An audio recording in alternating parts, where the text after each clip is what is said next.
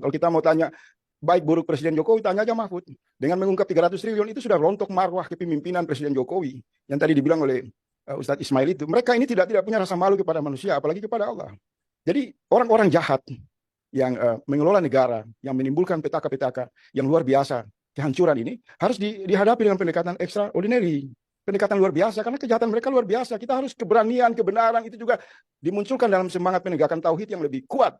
Sehingga memantapkan hati kita bahwa kita berjihad melawan orang-orang jahat yang merugikan nasib kehidupan 275 juta orang. Oleh sebab itu di awal diskusi saya tidak mau berteori, saya menghimbau kepada seluruh mahasiswa, seluruh orang-orang beriman, orang-orang baik, bersatu turun ke jalan, tangkap Sri Mulyani, borgol dia, bawa ke kantor polisi terdekat. Saya tanggung jawab dengan statement saya.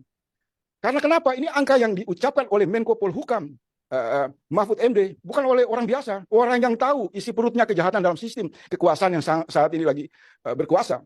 Pernyataan Mahfud jangan dianggap retorika, harus direspon. Negara harus didukung oleh seluruh elemen rakyat. Rakyat harus turun ke jalan, bawa borgol, tangkap Sri Mulyani, seret dia, masuk penjara. Kenapa membiarkan penumpukan uang yang begitu banyak?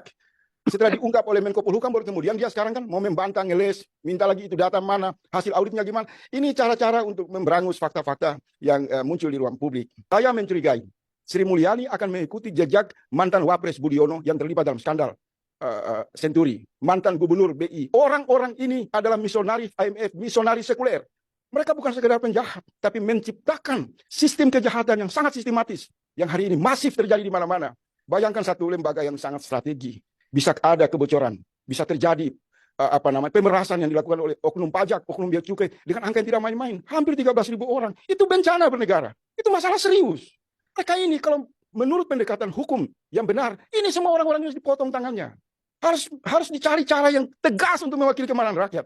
Misal tadi yang disebutkan, di era Soeharto ketika premanisme tumbuh di mana-mana, Soeharto membuat itu yang namanya Petrus, ditembak itu preman-preman untuk menyelesaikan masalah. Hasilnya kan damai dan tenang. Saya kira perlu juga dibentuk satu tim untuk menghukum mati orang-orang yang mengkhianati negara, menghancurkan masa depan jutaan orang.